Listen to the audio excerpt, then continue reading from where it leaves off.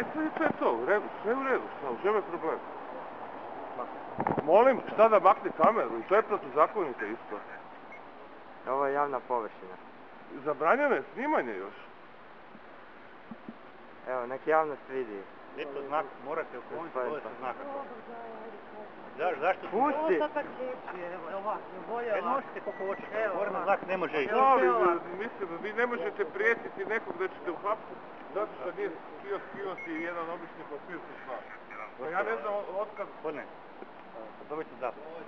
Pa ko si? Vi za meni zapovjedate. Pa šta vi mislite ovo? Vi vidite. Pa da, i možete izdavati zapovjed meni. Nemate nigdje broj značke. Koji vam je broj značke? Koji vam je broj značke? Pa ja ne znam otkud sad ovo da vi možete izdavati zapovjed. Da, po zakonu. Da možete, piše u jednom zakonu da možete izdavati zapovjed. Da. Da. Kojem? Zakon o policiji. Da, koji članak ovo? Možemo ga odmah pogledati. Imam ja internet pa ga odmah pogledajte. Pogledajte. Zakon o policiji. Da vi možete zapovjed izdavati. Vi ne možete izdavati zapovjed, možete nekog privesti, uhapsiti ili ostalo. Da, izgleda. Pa naravno samo da znate kako možete uhapsiti zašto. Taj isto zakon se pročitajte jako dobro. Da nećete nešto krivo napraviti. Pročitajte. Da. Prvo riješite. Dobro jutro. Znak se kulturno pozdravlja. Tama. Bože. Slikajte vi bedžet, eto. Eto, može. Evo sad će gospodiće. Ja, šteta.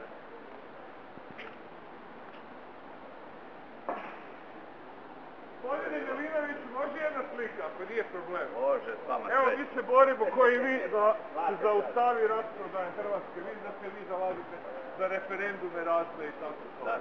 Koliko čujem vaše predsjednika. Može jedna slika? Evo slika, što piše? Pa da zaustavimo rasprodaje Hrvatske. Tako je, evo. Eto.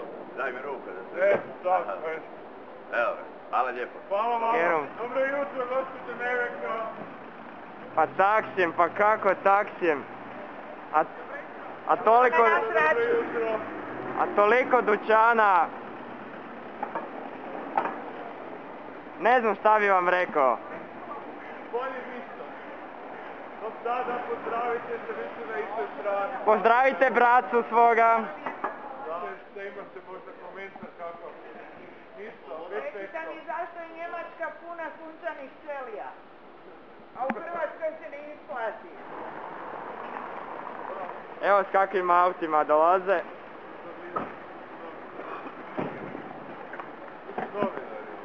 Imate kakav komentar? Razumijem vas. Ni meni ne bi bilo lako na vašem mjestu. Da, pa niste mi rekli. Plati sigurno. Dobar dan, gospodine Vukšić. Što će laboristi poduzeti da se spriječi rasprodaja Hrvatske? Pa vidim da se zalažete stalno nešto govorite, da li mislite nešto konkretno poduzeti da vlada ne da autoceste u koncesiju, recimo? Da, pa samo da je danas. A vidjet ćemo, da, dobro. Pa eto ide. Recite mi kako ovo, to idu auto, sve ide iz autoceste, što je dogovorili za koncesiju. Još ne.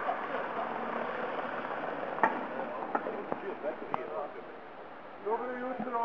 Vidim da stižete gradskim autobusom. Komplimenti. Na svim koracima. Tako bi svi trebali. To je lijepo kad se vide predstavnici HDZ-a i SDP-a zajedno dolaze Kako mislite vratiti osmijeh na lice profesora i učitelja? Imate plan možda? Dobro jutro. To malo kampanje počelo već. Dokinimo stalež političara. Dobro jutro. Mogli bi smanjiti političke plaće. I privilegije i povlastice. Dokinimo stalež političara. Čim prije, čim bolje. Imamo i transparent. Političari, državni neprijatelji, broj 1.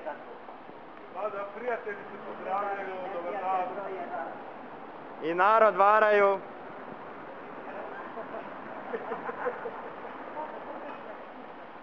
Dokinimo stalež političara, to je naša gesta.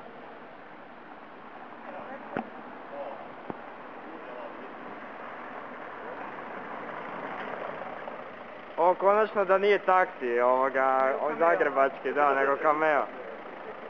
Taj Cameo ovaj što izrabljiva vozače. Da. Vi ste pripadnici tog saveza pa vam nije u interesu, ali... Ja nisam pripadnik nikakvog saveza, Ne, politička. nego sam čovjek koji radi svoj posao. Da, a to je posao. Mogli bi ga onda raditi. Nije to nekakav posao. Taj posao političara, laganje.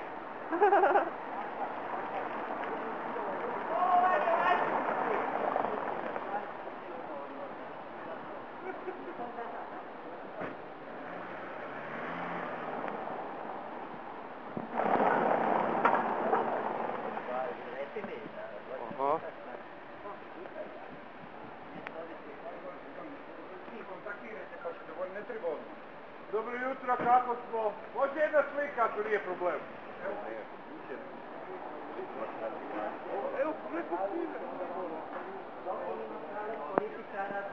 Gospodinu Čačiću, kako to da u Njemačkoj ima puno fotoćelija, a u Hrvatskoj se ne isplati? Niste mjeri. Pa ne znam ti danas, neki drugi dan. Mada i danas su svi tu, to je tu zanimljivo. Znate li vi da ćete vi na kraju ostati? Vidimo se uskoro. Samo bez nervoze.